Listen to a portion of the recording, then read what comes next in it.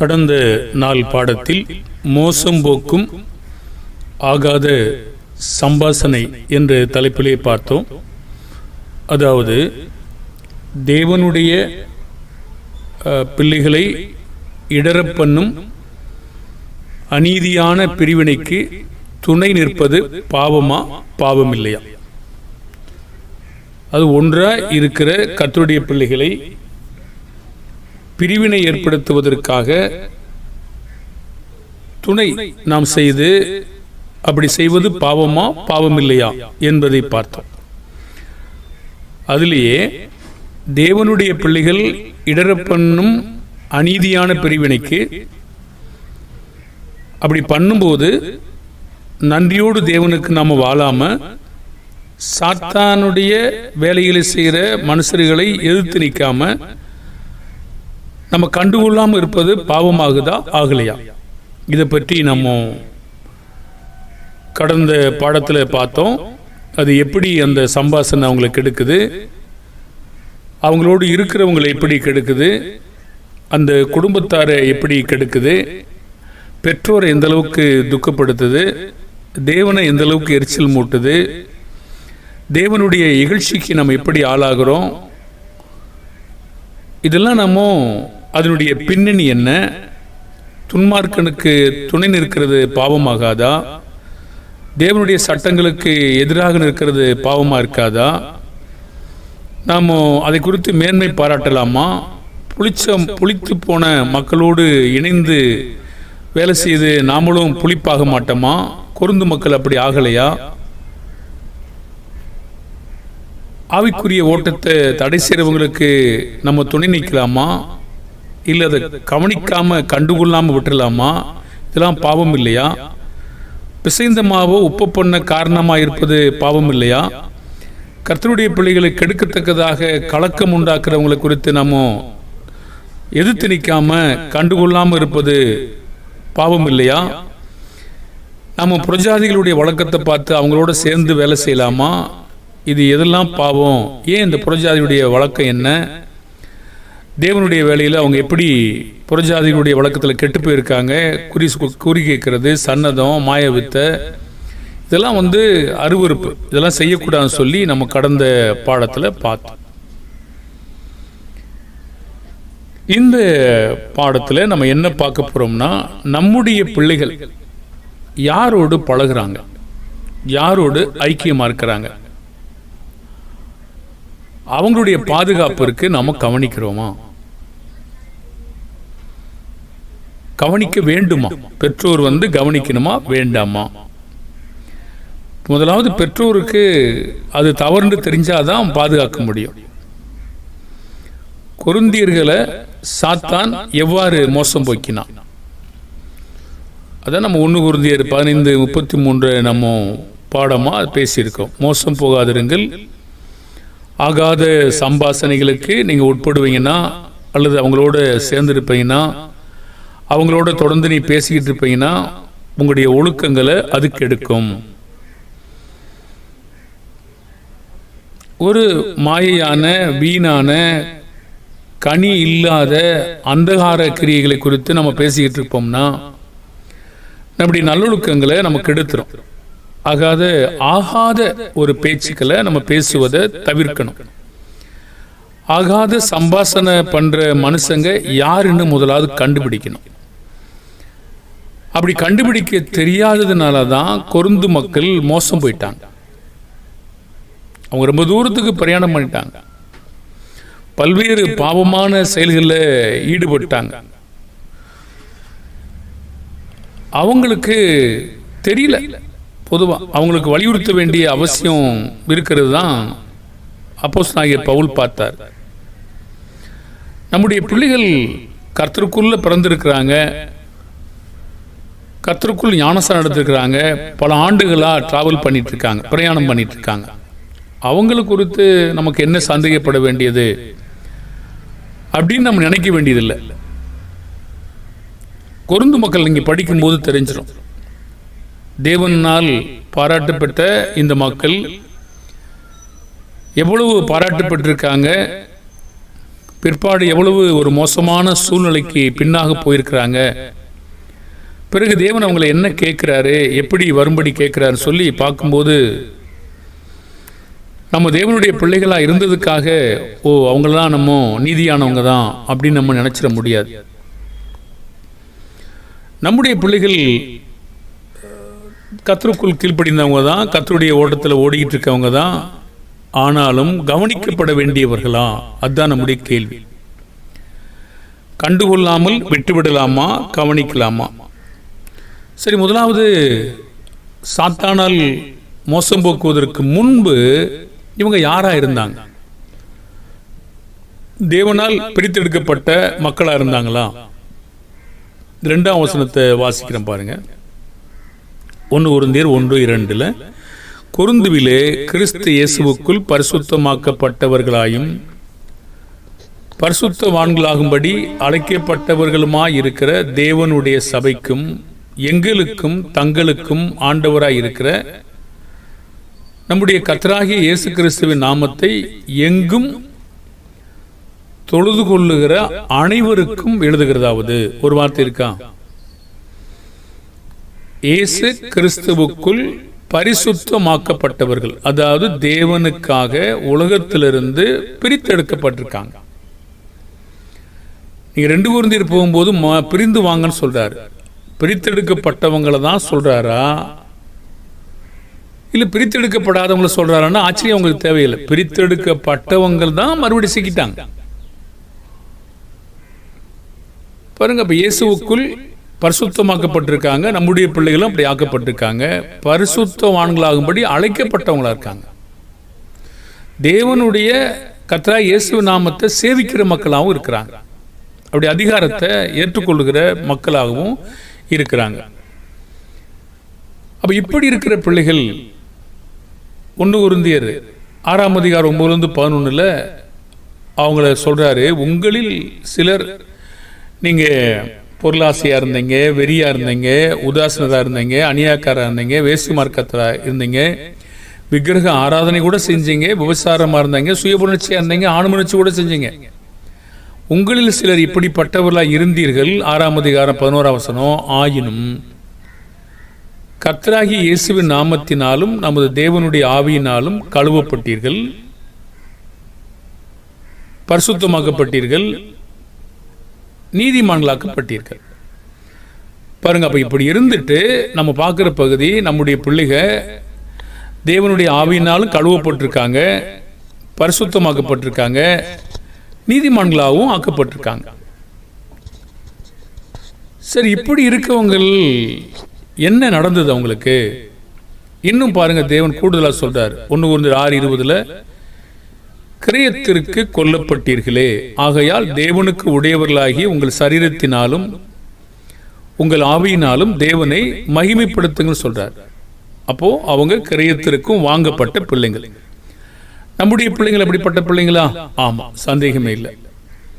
இன்னும் அவங்களை தேவன் எப்படி பாராட்டுறார் நீங்க பாருங்க. 1 கொரிந்தியர் 1ஆம் அதிகாரம் 5, 6, 7, 8 நீங்கள் கிறிஸ்து இயேசு கிறிஸ்துவுக்குள்ளாய் எல்லா உபதேசத்திலும் எல்லா அறிவிலும் மற்றெல்லாவற்றிலும் சம்பூரணம் உள்ளவர்களாக்கப்பட்டிருக்கிறபடியால் அவர் மூலமாய் உங்களுக்கு அளிக்கப்பட்ட தேவ கிருபைக்காக நான் உங்களை குறித்து எப்பொழுதும் என் தேவனை நன்றி செலுத்துறேன், ஸ்தோத்தரிக்கிறேன். அதனால மாத்திரமல்ல, அப்படியே நீங்கள் யாதொரு வரத்திலும் குறைவில்லாதவர்களாய் நம்முடைய கர்த்தராகிய இயேசு கிறிஸ்து வெளிப்படுவதற்கு காத்து இருக்கிறீங்க. என்னல குறையில்லை, யாதொரு வரத்தில கூட குறைவில்லை. நீங்க நான் காத்திருக்கேன் சொல்ற, காத்திருக்கிறீங்க.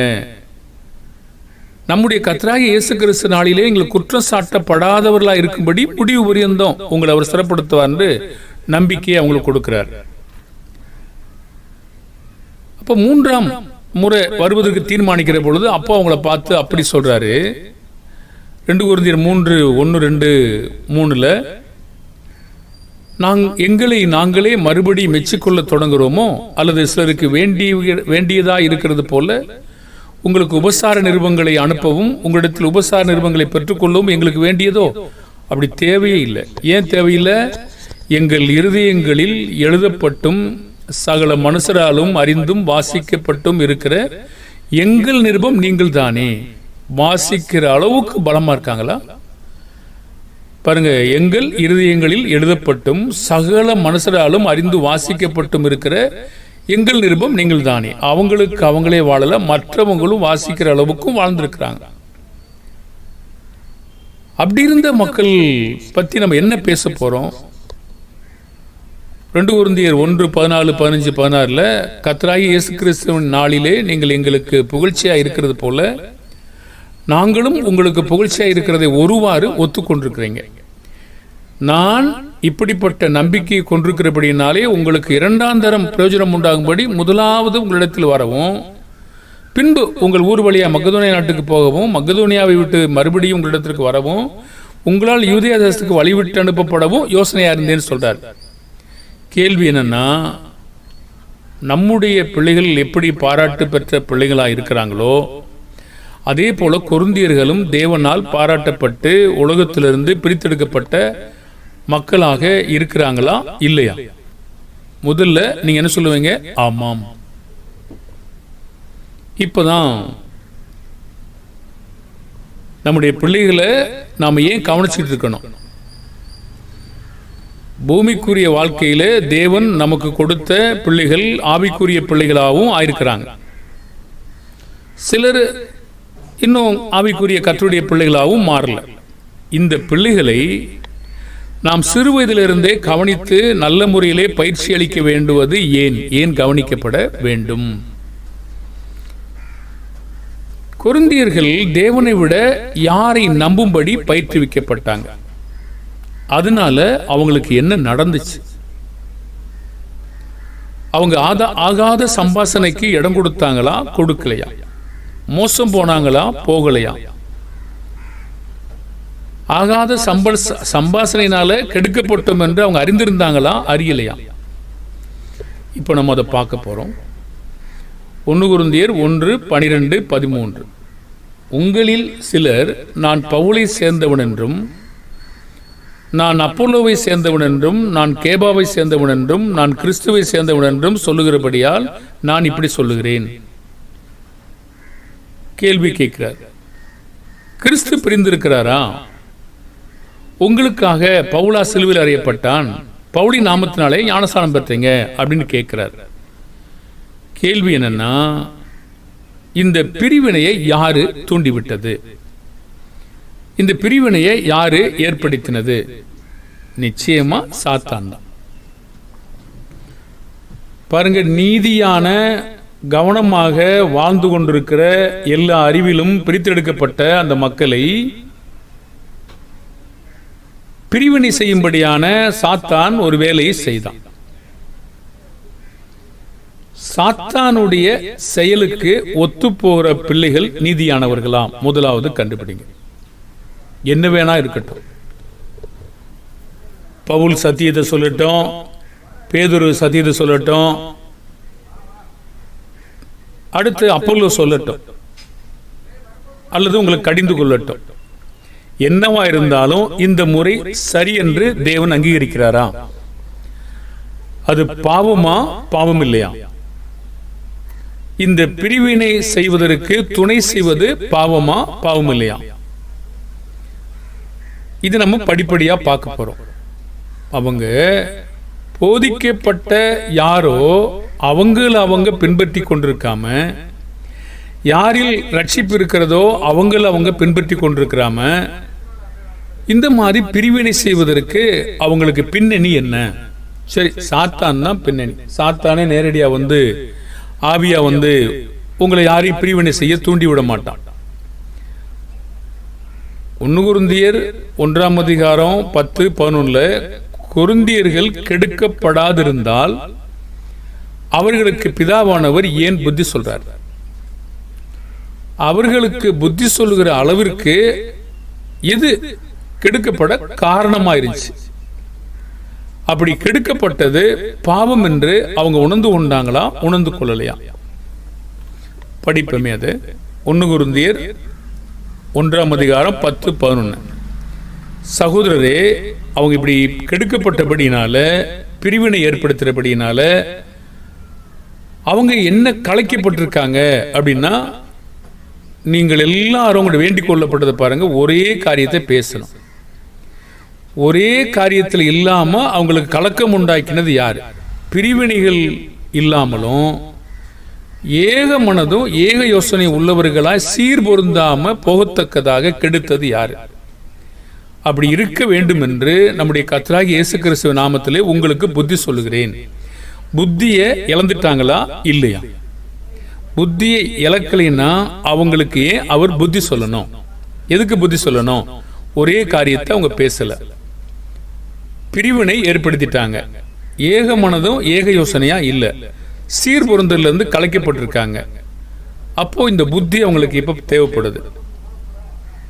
ஏன்னா அவர் சொல்றாரு, ஏனெனில் உங்களுக்குள்ளே வாக்குவாதம் வந்துருச்சு. என்ன வாக்குவாதம்? அங்கதான் முன்னாடி படித்தோம். நான் ஒருவன் பவுலை சேர்ந்தவன் என்றும், ஒருவன் அப்போலோவை சேர்ந்தவன் என்றும், ஒருவன் கேபாவை சேர்ந்தவன் என்றும் பிரிவினை வந்துருச்சு. இப்ப கேள்வி, பிரிவினை வருவதற்காக வாக்குவாதம் பண்ணுவதற்கான பின்னணி என்ன? அது யாருன்னு பார்த்தோம், சாத்தான். சாத்தான்னா நேரடியாக வந்து செய்யறதில்ல. சாத்தானுக்கு ஏவலாட்கள் கர்த்தருடைய பிள்ளைகளுக்கு தான் பிடிக்கிறான். யார் வந்து தங்களை பெரியவனாக காட்டிக்கிறாங்களோ பாருங்க, யார் ஒருவர் இந்த பிரிவினை செய்வதற்கு காரணமாக இருந்தாங்களோ அவங்களுடைய அறிவை அந்த பிள்ளைகள் ஏற்றுக்கொள்ள வேண்டும் என்று அவங்க விரும்புகிறாங்க. ஏற்றுக்கொள்ளைன்னா பிரிவினையை குழப்பி விடுகிற மக்களாகவும் தூண்டி விடுகிற மக்களாகவும் இருக்கிறாங்க. முதன்மையை விரும்பக்கூடிய மக்களாக இருக்காங்க. அவங்க சொல்லுகிற கருத்துக்களை சுயநீதியை ஏற்றுக்கொள்ள வேண்டும் என்று விரும்புகிறாங்க. இதெல்லாம் அந்த புஸ்தகத்தில் இருக்கு. அவங்க என்ன மேன்மை பாராட்டினாங்க நான் பின்னாடி அதுக்கான சாராம்சத்தை சொல்ல போகிறேன். அப்போ இதெல்லாம் அவங்களுக்கு கிடைக்காதபடியினால அவங்க மக்களை வந்து என்ன செய்தாங்கன்னா பிரிவினை ஏற்படுத்துகிறாங்க. கேள்வியானது, அப்படி பிரிவினை ஏற்படுத்துகிற மக்கள் என்ன வேணா செய்யட்டும், உங்களுக்கு அங்கே யார் போதிச்சாங்களோ அவங்களை பின்பற்றி கொண்டிருக்கணுமா வேணாமா? அவங்க போதித்த அந்த வார்த்தைகளை பின்பற்றி கொண்டிருக்கணுமா வேண்டாமா? அவங்க எப்படி உங்களை கெடுத்தாங்க? சாத்தான் எப்படி கெடுத்தான்? அந்த மனுஷன் மூலமாக. 1 கொரிந்தியர் 3:3 கொரிந்தியர்கள் தேவனை நம்புவதை காட்டிலும் கிறிஸ்துவை நம்புவதை காட்டிலும் மனிதனை நம்பும்படி பயிற்றுவிக்கப்பட்டாங்க. அப்போ இந்த ஏமாற்று வேலையானது, வஞ்சகமான வேலையானது மனிதனை நம்பும்படி பயிற்றுவிக்கப்பட்டு பிரிவினையான போதனைகளால் எத்தனை தேவனுடைய சுபாவங்களை அவங்க இழந்து மனிதனுடைய சுபாவத்துக்கு இழுத்து சென்றாங்க என்பதை பார்க்கும்போது நீங்க அவங்க அறிஞ்சிருந்தாங்க அப்படின்னு அறிஞ்சிருக்கல. பாருங்க, சாத்தானுடைய தந்திரங்களை தேவனுடைய பிள்ளைகள் அவ்வளவு சீக்கிரமா அறிந்திருக்கல. அவங்க சொல்றதையும் கேட்கறதும் இல்லை. அவங்க கேட்டாங்கன்னா தப்பிச்சிருப்பாங்க, கேட்காததுனால அறிந்திருக்கல. அது இதுவரைக்கும் அது பாவம்னு அவங்களுக்கு தெரியல.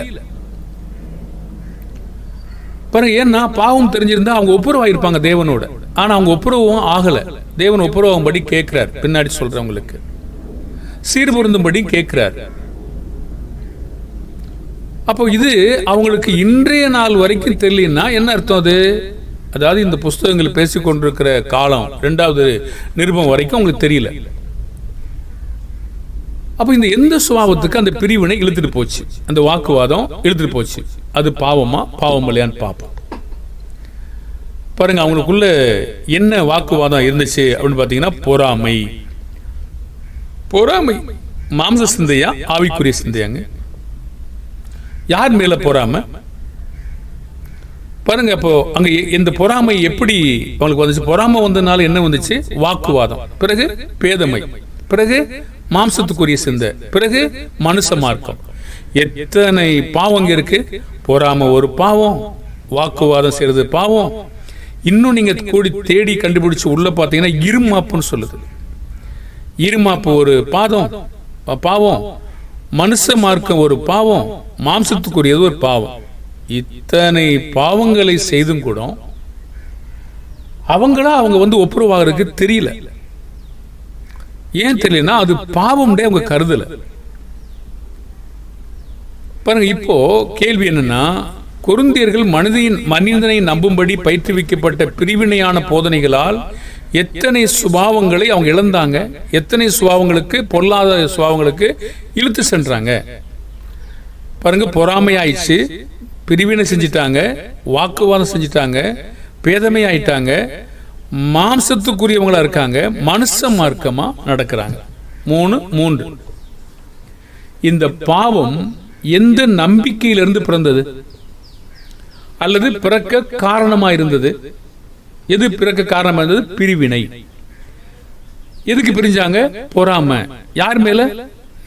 நீ அவங்கள சேர்ந்தவன், அவங்கள சேர்ந்தவன். வாக்குவாதம்.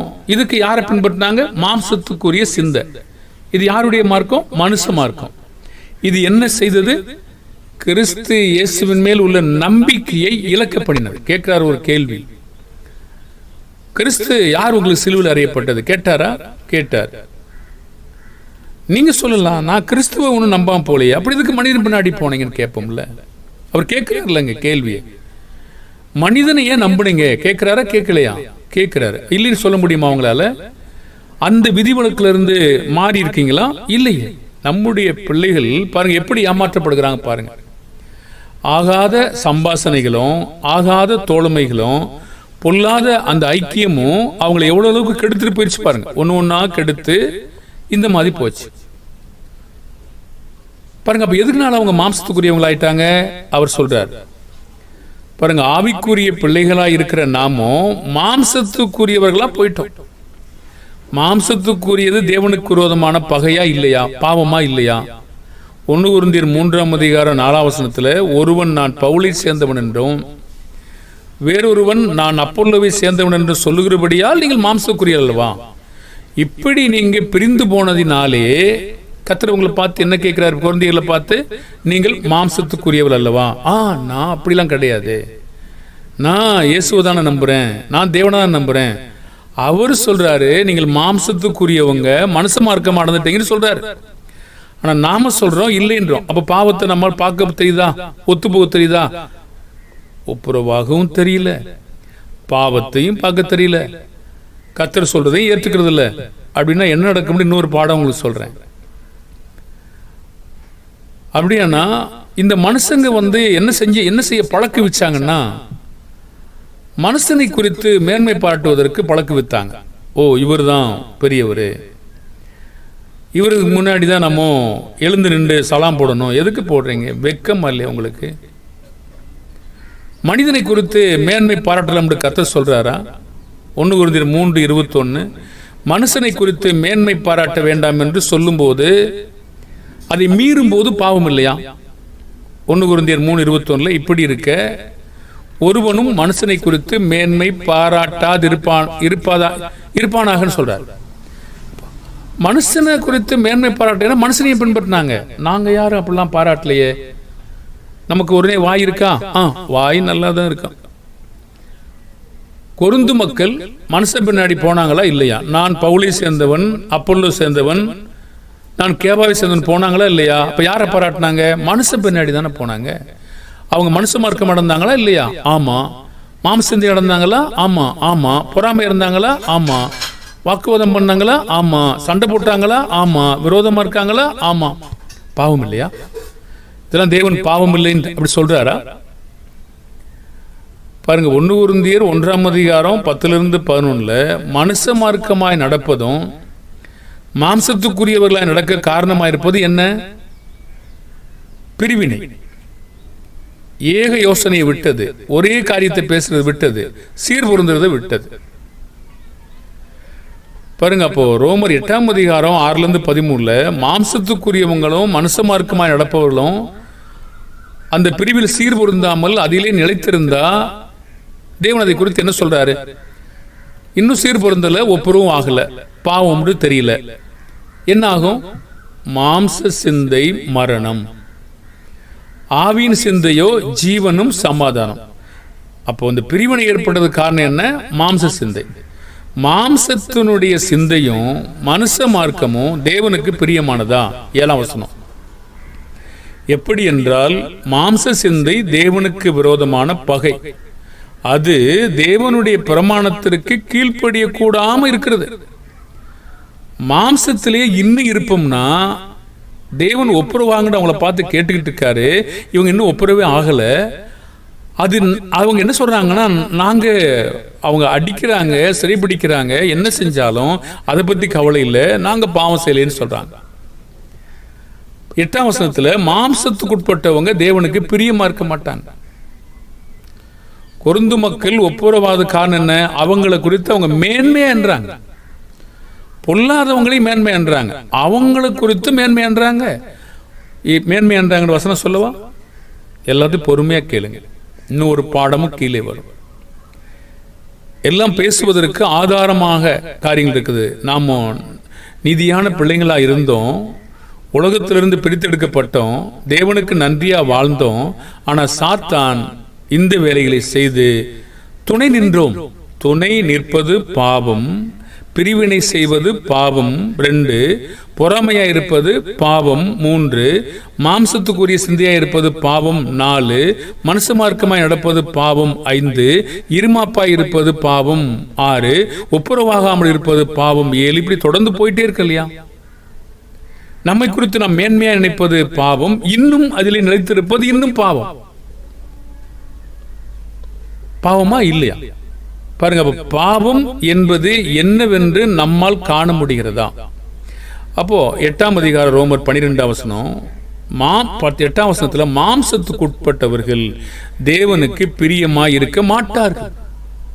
அந்த மாம்சத்திற்கான உலகத்தின் வழியை விடலைன்னா தேவனுக்கு நாம் பிரியமாய் இருக்க முடியாது. ஆகையால் சகோதரரே, மாம்சத்தின்படி பிழைப்பதற்கு நாம் மாம்சத்திற்கு கடனாளிகள் கிடையாது. மாம்சத்தின்படி பிழைத்தா நம்ம செத்துருவோம்ன்றார் 8:13. அதனால ஆவிக்குரிய சிந்தையில சரீரத்தின் செய்களை அழிச்சிருங்கன்றார். இப்போ மாம்ச சிந்தை உலகத்தின் சுபாவமா? உலகம்னா என்ன? சண்டை, பொறாமை, கோபம், விரோதம். யாக்கோபு 3ஆம் அதிகாரத்தில் இருக்கிறது, யாக்கோபு 4ஆம் அதிகாரத்தில் 1-4 இருக்கிறது. விபசாரியிலே உலக சிநேகம் தேவனுக்கு விரோதமான பகை. கொரிந்தியர்கள் உலக சிநேகமா இருந்தாங்களா இல்லையா? ஆமா இல்லைன்னு கேட்ட என்ன சொல்வீங்க? ஆமாம், பிரிந்து வாங்கன்னு கேட்கிறாரு. நாம சொல்றோம் இல்லைன்றோம். ஆனா கொரிந்தியர்கள் என்ன சொல்றாங்கன்னா, அவங்க மனுஷ மார்க்கமா இருக்கிறாங்க, பொறாமையா இருக்காங்க, வாக்குவாதம் பண்றாங்க, இருமாப்பா இருக்காங்க, தங்களை குறித்து மேன்மைன்றாங்க. கர்த்தர் சொல்றாரு, நீங்க உலகத்துல இருக்கீங்க, வெளியே வாங்கன்றாரு. நாம சொல்றோம் இல்ல, நான் உலகத்துல இல்லை, கர்த்தர்ட்ட தான் இருக்கேன்னு சொல்றோம். நீங்க ஒப்புரவு வாங்க சொல்றாங்க, இல்லை நான் எந்த பாவமும் செய்யல, நான் ஒப்புரவு ஆக மாட்டேன்னு நம்ம சொல்றோம். அப்ப ஏதாவது புரியுதா? தாழ்மை இல்லாவிட்டால், ஒப்புரவாகாவிட்டால் தேவனுடைய காரியத்திலிருந்து தேவன் அவர்களை ஏற்றுக்கொள்ள மாட்டார்.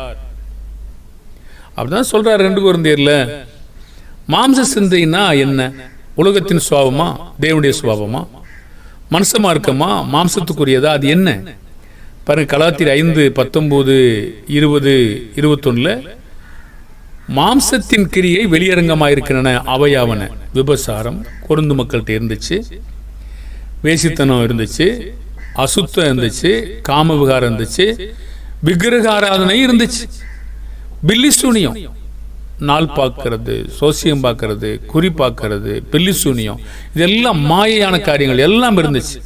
பகை இருந்துச்சு, சண்டை போட்டுக்கிட்டாங்க, வாக்குவாதம் பண்ணாங்க, விரோதம் இருந்துச்சு, வைராக்கியம் இருந்துச்சு, கோபம் இருந்துச்சு, சண்டை இருந்துச்சு.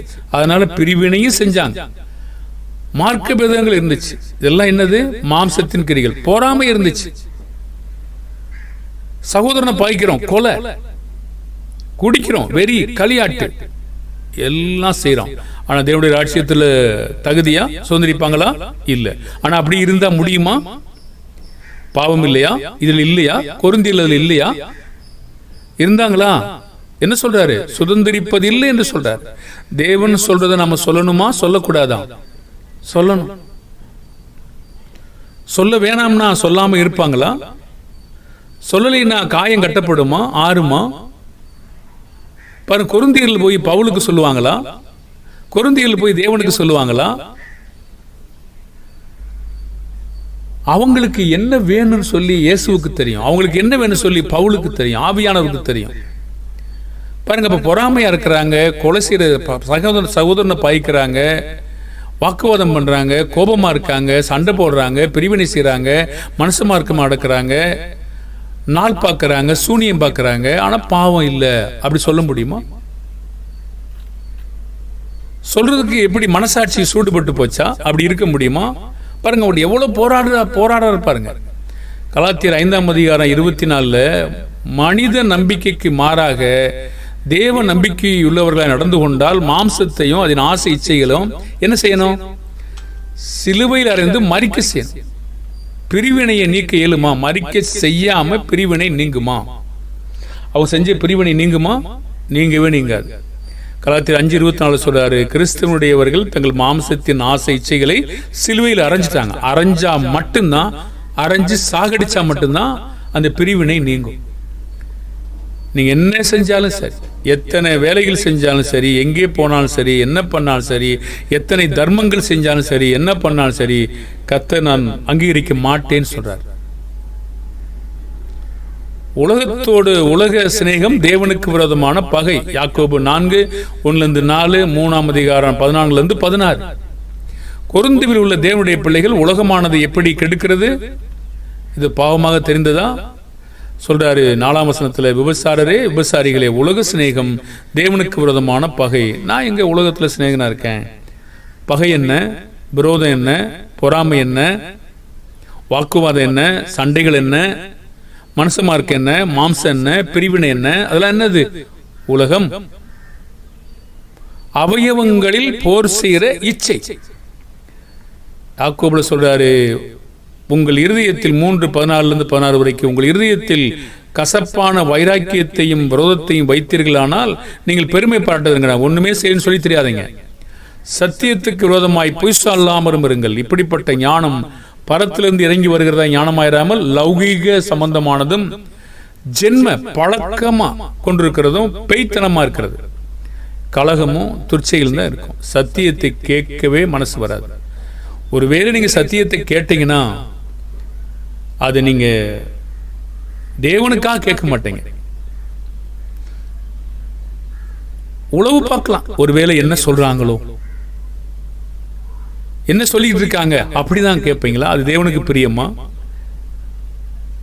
பாருங்க, அதை பார்த்து நீங்க என்ன பண்ண போறீங்க? கர்த்தருடைய காரியங்கள்ல மனம் திரும்புவதற்கு பதிலாக, பாவங்களை அறிக்கிடுவதற்கு பதிலாக நாம் அதை பார்த்து என்ன பண்ண போறோம்?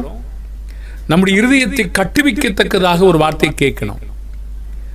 பாருங்க, அப்ப இருதயத்தை கட்டுவிக்க வார்த்தை கேட்கிறோம். ஒளிட்டு வரணும். ஒளிட்டு வர விருப்பமே இல்லைன்னா எல்லாத்தையும் க்ளோஸ் பண்ணி கதவு அடைச்சிட்டோம்னா எங்கே உள்ள போகும்? அவ்வளவுதான், மூடியாச்சுன்னா கதவு திறந்தது மூணு என்ன ஆகும்? பொல்லாப்புள்ள நுழையும். சத்தியத்தை நம்ம அன்பு இல்லைன்னா பொய்யை தான் விசுவாசிக்கணும் அப்படின்னு அடுத்த பக்கத்துல சொல்றார். நம்ம அடுத்த பக்கம் பேசுவோம். இதை நம்ம ஏற்றுக்கொள்ள மறுக்கிறோம்.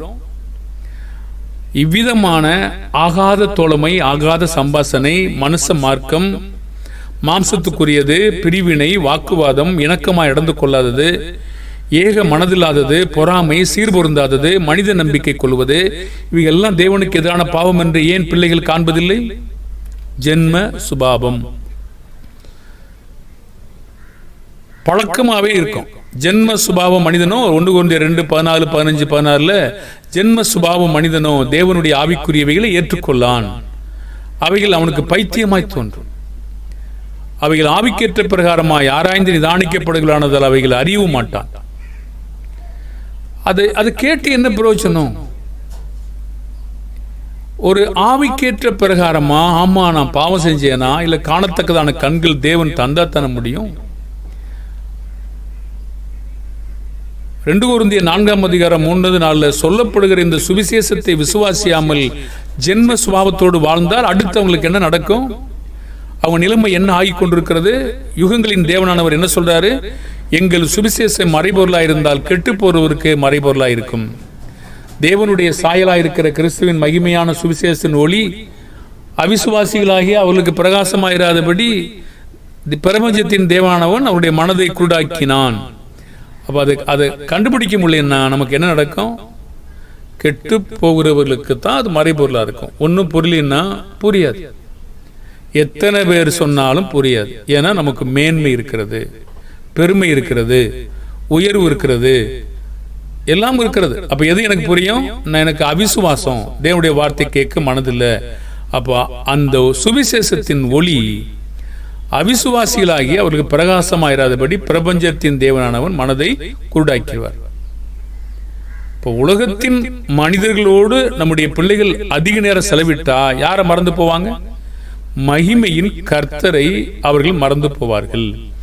1 Corinthians 2:8. எப்பவுமே துன்மார்க்கமாகவே நம்ம வேலை செஞ்சுட்டு இருந்தோம்னா, துன்மார்க்க சிந்தனையாவே யோசிச்சுட்டு இருந்தோம்னா, ஆகாத காரியங்களையும் யோசிச்சுட்டு இருந்தோம்னா, தோழமை இருந்துச்சுன்னா நமக்கு என்ன நடக்கும்? மகிமையின் கர்த்தரை 1 Corinthians 2:8 சிலுவையில் அரைஞ்சிரும். அதான் துன்மார்க்கனுக்கு துணை நின்று கர்த்தரை பகிக்கிறவர்களை நாம சிநேகிக்கலாமான்னு கடுங்கோபம் வரும் நம்ம மேல. அதனால நம்முடைய வேலை பாதிக்கப்படும். அது காரணம் யாரு? நாம தான். தேவன் இல்ல, தேவனுடைய மனசுகளும் இல்ல, அப்போஸ்தலரும் அல்ல.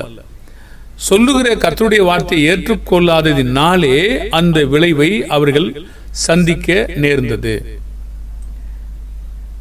ஆக இதெல்லாம் ஒரு பாவமாக நமக்கு தெரியலையா? இதெல்லாம் பாவமா தெரியல? பிரிவினை செய்தது, வாக்குவாதம் செய்தது, பேதமை அடைந்தது, மனசு மார்க்கம் அடைந்தது, மாம்சத்துக்குரியதா நடக்கிறது, இருமாப்பா இருக்கிறது, இதெல்லாம் பாவம் இல்லையா?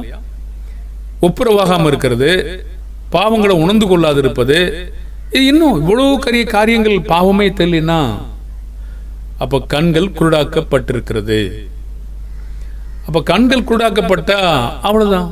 தேவன் திறந்தாதான் முடியும். தேவன் திறக்கலைன்னா என்ன பண்ண முடியும்? ஒன்றும் பண்ண முடியாது. தேவன் எது வரைக்கும் குருடாக்கி வச்சிருக்கான்னு பார்ப்போம். எப்போ விசுவாசிக்கிறோமோ அப்போ திறப்பார். ஆகினால நம்ம பயந்திருப்போம். இன்னும் இந்த பாடம் முடியல. அந்த கொருந்து மக்கள் ஏன் இவ்வாறு கெடுக்கப்பட்டாங்க? அவங்க ஏற்கனவே எதெல்லாம் அவங்க சுபாவத்தில் இருந்து கண்டிக்கப்பட்டாங்க, ஏன் கெடுக்கப்பட்டாங்கன்னு சொல்லி நம்ம அடுத்த பகுதியிலையும் நம்ம என்ன செய்வோம்? பார்ப்போம். இந்த பாடங்களை தொடர்ந்து கேளுங்க. அது உங்களுக்கு ஆவிக்குரிய வாழ்க்கை எட்டி வைக்கும். சத்தியங்களை சொல்றவங்க மேல நம்ம கோவப்பட்டு எந்த பிரயோஜனமும் இல்லை. யாரு சொன்னாலும் சத்தியம் அது. தேவனுடைய வார்த்தைகளை அவங்க நம்ம பார்வையில் அவங்க கெட்டவங்களா கூட இருக்கட்டும், என்னுடைய பாகத்தில் என்ன இருக்கு? நான் தவறா இருக்கேனா? என்னுடைய பாகத்தில் நான் கெட்ட காரியங்களை செய்து கொண்டிருக்கிறேனா? நான் இதெல்லாம் உண்மையிலே அப்படியே இருக்கேனா என்று பார்க்க தெரிஞ்சுக்கணும். இன்னும் பழைய சுபாவங்களே ஒழிக்கலைன்னா, பொய்யை களையலைன்னா அதனால என்ன பிரயோஜனம்? பழைய மனுஷன், சென்ம சுபாவம், பழைய மனிதன், அதை நம்ம சாகடிச்சா மட்டும்தான். மேன்மை பாராட்டக்கூடாது நம்மை குறித்து. நாமும் நம்முடைய கட்டுப்பாட்டில் இல்லை, தேவன் அவருடைய கட்டுப்பாடை வச்சிருக்கார். செபிப்போமா? பரலோகத்தில் வாசமாயிருக்கிறதான பரிசுத்தம் நிறைந்த நல்ல பிதாவே, இந்த நேரத்திற்காக நன்றி. எங்களுடைய பிள்ளைகள் யாரோடு ஐக்கியமாக இருக்கிறார்கள்? எங்களுடைய பிள்ளைகளை சாத்தான் எவ்வாறு மோசம் பக்குகிறான்? கொரிந்தியர்கள் எவ்வாறு ஆகாத சம்பாசனை மக்களோடு மோசம் போய் கொண்டிருந்தார்கள்? தங்களுடைய பாவங்களை பார்க்க தெரியாதபடி அங்கே போதிக்கிற அப்போஸ்தலனாகிய பவுல் எவ்வளவு பாரத்தோடும் மிகுந்த வேதனையோடும் அங்கே நிரூபிக்கக்கூடிய காரியங்களும் பிள்ளைகளை மீட்கிற காரியங்களும் செய்து கொண்டிருக்கிறார். ஆரம்பத்தில் நீதியான பிள்ளைகளாக இருந்த போதும் கூட சாத்தானுக்கு செவி கொடுத்தார்கள். அவள் போதிக்கிற வார்த்தைகளை அவர்கள் ஏற்றுக்கொள்ள மறுத்ததினாலே அந்த மக்களோடு அவர்கள் தொடர்பு கொள்ளாமல் போதித்தவரை பின்பற்றும்படி கேட்கப்பட்ட போதிலும் மீறினதினாலே அவர்களுக்கு அவ்வாறு விளைவு நடந்தது. ஆகவே பிரிவினையும் துன்பங்களை சாத்தான் தூண்டிவிட்டான். ஆகவே இந்த தூண்டுதலுக்கு இடரலாக அவர்கள் அநேக பொல்லாப்புகளை செய்து கொண்டே இருக்கிறார்கள். ஆனாலும் தேவன் இன்னும் நீங்கள் ஒப்புரவாகுங்கள் என்று சொல்லி கேட்டுக்கொண்டிருக்கிறார். பிதாவே அவர் மேல் நம்பிக்கை வைத்திருக்கிறார். பிதாவே அவர்கள் வெளியே வரும்படி கேட்கிறார். உம்முடைய பிள்ளைகள் அப்படிப்பட்ட அறியாமல் சாத்தானுடைய வஞ்சகத்தில் இழுப்புண்ட போதிலும் பிரிந்து உலகத்திலிருந்து வர உதவி செய். இயேசுவின் நாமத்தில் செபிக்கிறோம் நல்ல பிதாவே, ஆமென். வாழ்த்துக்கள் அன்பான தேவனுடைய பிள்ளைகளே.